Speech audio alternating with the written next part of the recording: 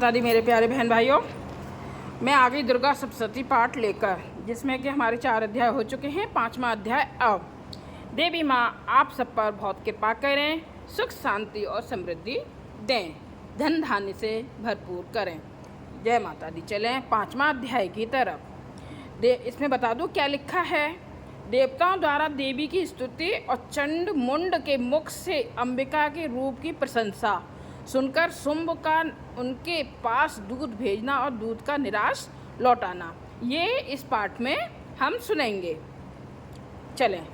महर्षि मेधा ने कहा, पूर्व काल में निशुंभ नामक असुरों ने अपने बल के मध्य से इंद्र का त्रिलोकी का राज्य और यज्ञों के भाग छीन लिए, और वह दोनों इसी प्रकार सूर्य, चंद्रमा, धर्मराज और वरुण के अधिकार भी छीनकर स्वयं ही उनका उपयोग करने लगे। वायु और अग्नि का कार्य भी वही करने लगे, और इसके पश्चात उन्होंने जिन देवताओं का राज छीना था उनको अपने अपने स्थान से निकाल दिया। इस तरह से अधिकार छीने हुए दैत्यों तथा दैत्यों द्वारा निकाले हुए देवता अपराजिता देवी का स्मरण करने लगे कि देवी ने हमको वर दिया था कि मैं तुम्हारी संपूर्ण विपत्तियों को नष्ट करके रक्षा करूंगी। ऐसा विचार कर सब देवता हिमालय पर गए और भगवती विष्णु माया की स्तुति करने लगे। देवताओं ने कहा, देवी को नमस्कार है, शिव को नमस्कार है, प्रकृति और भद्रा को नमस्कार है। हम लोग रौद्र, नित्या और गौरी को नमस्कार करते हैं। ज्योत्सनामयी, चंद्र रूपिणी व सुख रूपा देवी को निरंतर नमस्कार है। शरणागतों का कल्याण करने वाली वृद्धि और सिद्धि रूपा देवी को हम बार बार नमस्कार करते हैं।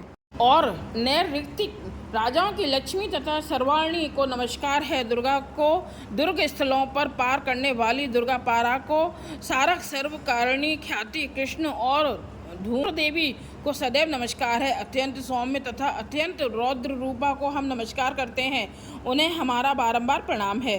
जगत की आधारभूत कृत देवी को बार बार नमस्कार करते हैं। जिस देवी को प्राणी मात्र विष्णु माया कहते हैं उसको नमस्कार है, उसको नमस्कार है, उसको नमस्कार है। जो देवी संपूर्ण प्राणियों में चेतना कहलाती है उसको नमस्कार है, उसको नमस्कार है और उसको नमस्कार है।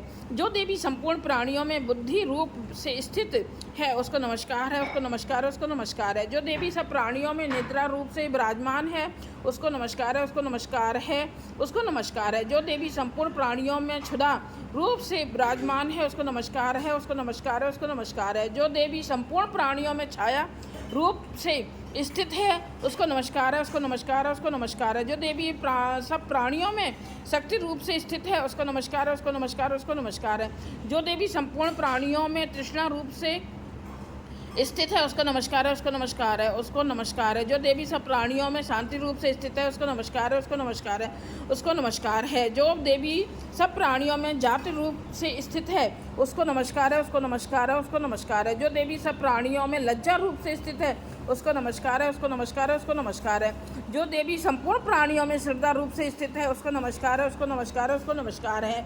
जो देवी संपूर्ण प्राणियों में कांति रूप से स्थित है, जो देवी सब प्राणियों में लक्ष्मी रूप से स्थित है उसको नमस्कार है, उसको नमस्कार है, उसको नमस्कार है। जो देवी संपूर्ण प्राणियों में वृत्ति रूप से स्थित है उसको नमस्कार है, उसको नमस्कार है, उसको नमस्कार है। जो देवी सब प्राणियों में स्मृति रूप से विराजमान है उसको नमस्कार है, उसको नमस्कार है, उसको नमस्कार है। जो देवी सब प्राणियों में दया रूप से स्थित है वह उसको नमस्कार है, उसको नमस्कार है। जो देवी सब प्राणियों में दृष्टि रूप से स्थित है उसको नमस्कार है और उसको नमस्कार है, उसको नमस्कार है। जो देवी संपूर्ण प्राणियों में मात्र रूप से स्थित है उसको नमस्कार है, उसको नमस्कार है, उसको नमस्कार है। जो देवी सब प्राणियों में भ्रांति रूप से स्थित है उसको नमस्कार है, उसको नमस्कार है, उसको नमस्कार है। जो देवी संपूर्ण प्राणियों में नित्य व्याप्त रहती है उसको नमस्कार है, उसको नमस्कार है, उसको नमस्कार है। जो देवी चैतन्य रूप से इस संपूर्ण संसार को व्याप्त करके स्थित है उसको नमस्कार है, उसको नमस्कार है, उसको नमस्कार है। पूर्व काल के देवताओं ने अपने अभिष्ट फल पाने के लिए जिसकी स्तुति की है और देवराज इंद्र ने बहुत दिनों तक जिसका सेवन किया है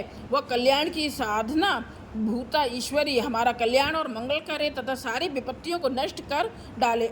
असुरों के सताए हुए हम संपूर्ण देवता उस परमेश्वरी को इस समय नमस्कार करते हैं तथा जो भक्ति पूर्वक स्मरण किए जाने पर तुरंत ही सब विपत्तियों को नष्ट कर देती है। वह जगदम्बा इस समय भी हमारा मंगल करके हमारी समस्त विपत्तियों को दूर करें। महर्षि मेधा ने कहा, हे राजन, इस प्रकार जब देवता स्तुति कर रहे थे तो उसी समय पार्वती देवी गंगा में स्नान करने के लिए आई तथा उसके शरीर से प्रकट होकर शिवा देवी बोली, शुंभ दैत्य के द्वारा स्वर्ग से निकले हुए और निशुंभ से हारे हुए यह देवता मेरी स्तुति कर रहे हैं। पार्वती के शरीर से अंबिका निकली थी, इसलिए उसको संपूर्ण लोक में कौशिकी कहते हैं। कौशिकी के प्रकट होने के पश्चात पार्वती देवी के शरीर का रंग काला हो गया और वह हिमालय पर रहने वाली कालिका देवी के नाम से प्रसिद्ध हुई। फिर शुंभ और निशुंभ के दूत चंडमुंड वहां आए और उन्होंने परम मनोहर रूप वाली अंबिका को देवी को देखा। फिर वह शुंभ के पास जाकर बोले, महाराज, एक अत्यंत सुंदर स्त्री हिमालय को प्रकाशित कर रही है। वैसा रंग रूप आज तक हमने किसी स्त्री में नहीं देखा। हे असुरेश्वर, आप यह पता लगाएं कि वह कौन है और उसको ग्रहण कर ले। वह स्त्रियों में रत्न है। वह अपनी कांति से दसों दिशाओं को प्रकाशित करती हुई वहाँ स्थित है, इसलिए आपका उसको देखना उचित है। हे प्रभु, तीनों लोगों के हाथी, घोड़े और मणि इत्यादि जितने रत्न हैं और वह सब इस समय आपके घर में शोभायमान हैं। हाथियों में रत्न रूप ऐरावत हाथी और उच्चेश्वर नामक घोड़ा तो आप इंद्र से ले आए हैं। हंसों द्वारा जुता हुआ विमान जो कि ब्रह्मा जी के पास था अब भी आपके पास है, और यह महामद नामक खजाना आपने कुबेर से छीना है। समुद्र ने आपको सदा खिले हुए फूलों की किंजकलिनी नामक माला दी है। वरुण का कंचन की वर्षा करने वाला छत्र आपके पास है। रथों में श्रेष्ठ प्रजापति का रथ भी आपके पास ही है। हे दैत्येंद्र, मृत्यु से उत्क्रांति का नामक शक्ति भी आपने छीन ली है, और वरुण का पाश भी आपके भ्राता निशुंभ के अधिकार में है, और जो अग्नि में ना जल सके ऐसे दो वस्त्र भी अग्निदेव ने आपको दिए हैं। हे दैत्यराज, इस प्रकार सारी रत्न रूपी वस्तुएं आप संग्रह कर चुके हैं, तो फिर आप यह कल्याणकारी स्त्रियों में रत्न रूप अनुपम स्त्री आप क्यों नहीं ग्रहण करते हैं? महर्षि मेधा बोले, चंडमुंड का यह वचन सुनकर शुंभ ने विचारा कि सुग्रीव को अपना दूत बनाकर देवी के पास भेजा जाए। प्रथम उसको सब कुछ समझा दिया और कहा कि वहां जाकर तुम उसको अच्छी तरह से समझाना और ये उपाय करना जिससे वह प्रसन्न होकर तुरंत मेरे पास चली आए। भली प्रकार समझाकर कहना। दूत सुग्रीव पर्वत के उस रमणीय भाग में पहुंचा जहां देवी रहती थी।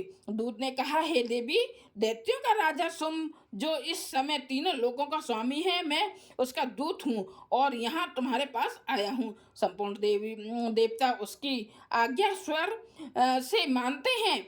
अब जो कुछ उसने कहला भेजा है वह सुनो। उसने कहा, है इस समय संपूर्ण त्रिलोकी मेरे बस में है और संपूर्ण यज्ञों के भाग को पृथक पृथक में ही लेता हूँ, और तीनों लोकों में जितने श्रेष्ठ रत्न हैं वह मेरे पास हैं। देवराज इंद्र का वाहन ऐरावत मेरे पास है जो मैंने छीन लिया है। उच्चेश्वर नामक घोड़ा जो क्षीर सागर मंथन करने से प्रकट हुआ था, उसे देवताओं ने मुझे समर्पित किया है। हे सुंदरी, इनके अतिरिक्त और भी जो रत्न भूषण पदार्थ देवताओं के पास थे वह सब मेरे पास हैं। हे देवी, मैं तुम्हें संसार की स्त्रियों में रत्न मानता हूँ, क्योंकि रत्नों का उपभोग करने वाला मैं ही हूँ। हे चंचल कटाओं वाली सुंदरी, अब यह मैं तुझ पर छोड़ता हूँ कि तू मेरे या मेरे भाई महापराक्रमी निशुंभ की सेवा में आ जाए। यदि तू मुझे बरेगी तो तुझे अतुल महान ऐश्वर्य की प्राप्ति होगी। अतः तुम अपनी बुद्धि से यह विचार कर मेरे पास चली आओ। महर्षि मेधा ने कहा, दूत के ऐसा कहने पर संपूर्ण जगत का कल्याण करने वाली भगवती दुर्गा मन ही मन मुस्कुराई और इस प्रकार कहने लगी। देवी ने कहा, हे दूत, तू जो कुछ कह रहा है वह सत्य है और इसमें किंचित मात्र भी झूठ नहीं है। शुंभ इस समय तीनों लोकों का स्वामी है और निशुम्भ भी उसी की तरह पराक्रमी है, किंतु इसके संबंध में मैं जो प्रतिज्ञा कर चुकी हूँ उसे मैं कैसे झुठला सकती हूँ। अतः तू मैंने जो प्रतिज्ञा की है उसे सुन। जो मुझे युद्ध में जीत लेगा और मेरे अभिमान को खंडित करेगा तथा बल में मेरे समान होगा, वही मेरा स्वामी होगा। इसलिए शुंभ अथवा निशुम्भ यहाँ आवे और युद्ध में जीतकर मुझसे विवाह कर ले। इसमें भला देर की क्या आवश्यकता है। दूत ने कहा, हे देवी, तुम अभिमान में भरी हुई हो, मेरे सामने तुम ऐसी बात करो। इस त्रिलोकी में मुझे तो ऐसा कोई दिखाई नहीं देता जो कि शुंभ और निशुम्भ के सामने ठहर सके। हे देवी, जब अन्य देवताओं में से कोई शुंभ व निशुम्भ के समान युद्ध में ठहर नहीं सकता, तो तुम जैसी स्त्री उनके सामने रणभूमि में ठहर सकेगी। जिन शुंभ आदि असुरों के सामने इंद्र आदि देवता नहीं ठहर सके, तो फिर तुम अकेली स्त्री उनके सामने कैसे ठहर सकेगी। अतः तुम मेरा कहना मानकर उनके पास चली जाओ, नहीं तो जब वह तुम्हें केस पकड़कर घसीटते हुए ले जाएंगे तो तुम्हारा गौरव नष्ट हो जाएगा। इसलिए मेरी बात मान लो। देवी ने कहा, जो कुछ तुमने कहा ठीक है। शुंभ और निशुम्भ बड़े बलवान हैं, लेकिन मैं क्या कर सकती हूँ, क्योंकि मैं बिना विचारे प्रतिज्ञा कर चुकी हूँ। इसलिए तुम जाओ और मैंने जो कुछ भी कहा है वह सब आदरपूर्वक असुरेंद्र से कह दो। इसके पश्चात जो वह उचित समझे वह करे। जय माता दी। मैं देवी माँ से प्रार्थना करूंगी कि आप सबके घरों में सुख शांति समृद्धि धन धान से भरपूर करें। जय माता दी।